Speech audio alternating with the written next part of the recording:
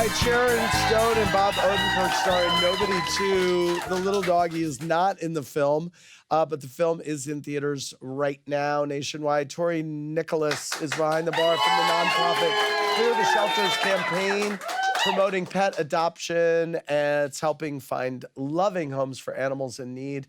They are fundraising through September 15th. This dog, we found out, is going to wind up being how heavy? 80 to 100 pounds. Wow. This is a Great Pyrenees dog. Look how gorgeous this dog is. Gorgeous. Oh, my God, what a good dog. This is a good one. I want to go back to the fans. We have Danielle from Hackettstown in our studio audience. Where is Hackettstown? Oh, it's northwest New Jersey. Excellent. What's your question? So my question is for Bob. How did your Saturday Night Live alumni respond to you kicking ass in your role in Nobody? So cute. I was a comedy writer for 25 years, and I did acting for fun when I came along, and I got this crazy opportunity on Breaking Bad, and it turned into this career where I get to be in drama. And then I said, what about action? And I expected to be laughed out of the room, and I wasn't. And then we got to do it, and it worked out. And I trained really hard to do a good job.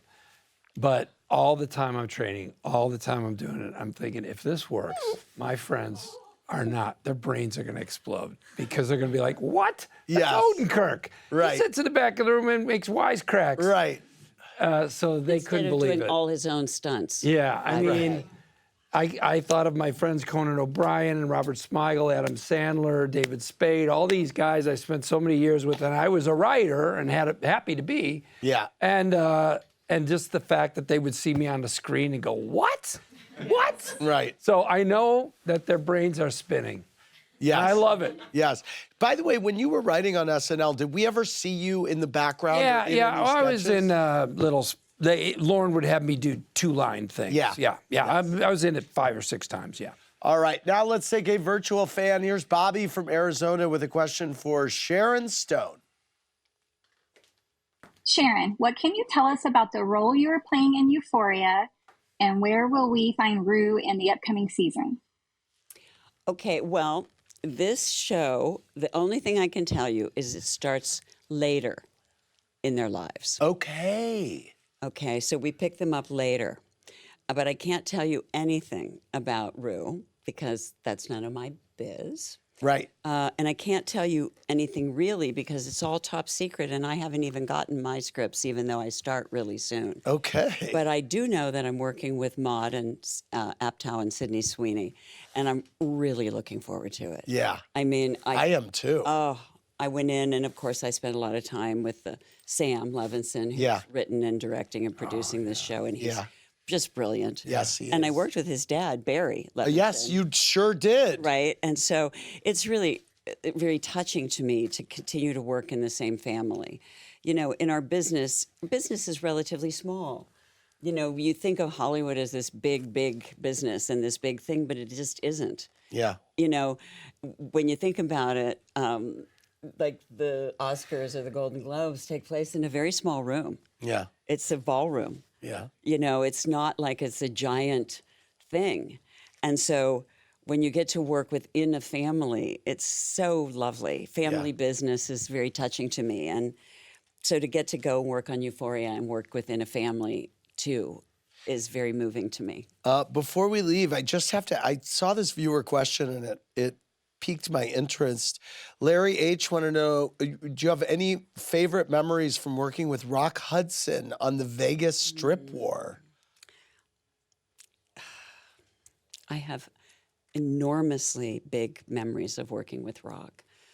You know, when you're little and you see all these big stars on TV and you watch all these shows and, you know, Rock was such a big, big star. And Rock was so tall. I mean, Rock was like 6'5", right? And I went to work on this show and I went to Vegas and I'd never been to Vegas. And I mean, I was working with Rock and James Earl Jones. Wow. Right? And I played the character that I played again in Casino. Really? Yes, it was the same person. Wow. And so I went there and I was new, right? I was a kid, I was new. And I'm with these gigantic stars. And I was always a really fitness freak. So I'd get up at 4 or 5 o'clock in the morning and work out before I'd go to work. And Rock knew I was so new. And so he would say, why don't I come over and have breakfast with you before we go to the set? Wow. And so he would tell me what to order him for breakfast. And he called me my little Dickens. And he'd call me up and tell me what he wanted for breakfast. And I'd order us both breakfast, and he'd come to my room, and he would teach me my scenes. Wow. Not run my scenes. Right. He would teach me Wow. my scenes. And then after work, he would want to go get a martini. Now, I'd never had a martini in my life. So in the beginning, I'd have a milkshake and he'd have a martini, right? And we would walk down the strip, and I was looking up at Rock Hudson and walking down the strip, and I just thought, this is the greatest thing that ever happened. Wow. Right? And then eventually, I had a martini. Right. Now, of course, this much of a martini, and I was hammered. Right. And then he would tell me stories about Hollywood and his friends and Elizabeth Taylor and all these people, you know. Yeah. And I was just completely awe-stricken that like this was happening to me. And then I met, you know, of course, James Earl Jones, who I then ended up going to Africa with and making 2 movies with, and who became my friend Jimmy J. Yeah. Right? And it's just unbelievable to me that I have had this opportunity to meet these legendary people. Have you written a book? I did. You did. It's Fantastic. called The Beauty. Thank you. Oh my God, I got to. It's called The Beauty of Living Twice. Oh my God, fantastic!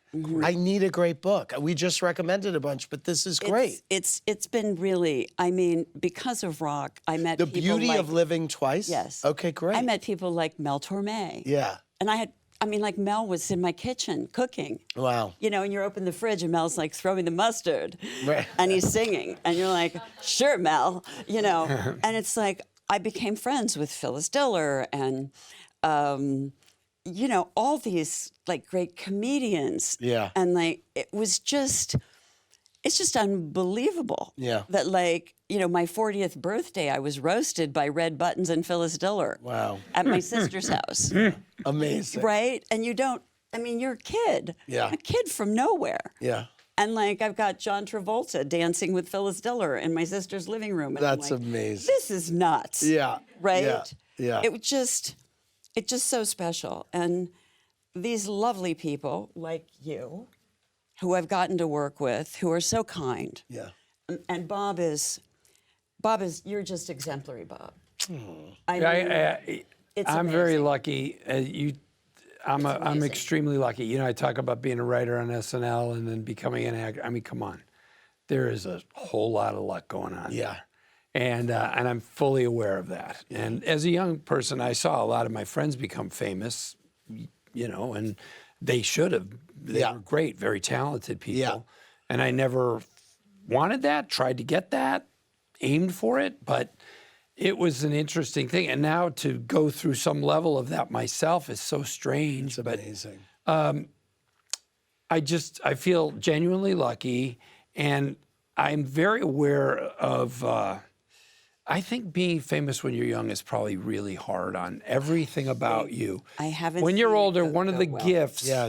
is that you've lived so much of your life not famous, and you Yes. don't see yourself as that. That's and what you happened to can't- me, too. You don't even buy into it, really. Yeah. You just go, well, no, I absolutely know who I am. Right. And I'm not that great or important. Right. Yes. I guarantee it. Yep. And I lived 30 years as an adult that way. Yes. And I know that's the truth. Yes. And so I know you have to work, you know, to do anything good. Hey, even if you work hard, it might not work out. Yeah. So for a movie like Nobody 2, I'm not just trying to promote it, to work out as well as it does. Yeah. It's because everybody showed up. Yep. But Bob, it's really work. because you're so authentic.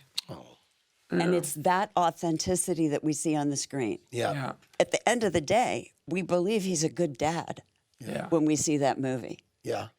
We believe he's kicking ass. We believe he's doing all this stuff. Yeah. But the movie wouldn't work if we didn't think he was a good dad. The movie is Nobody 2. It's in theaters now, starring Sharon Stone and Bob Odenkirk. Go see it.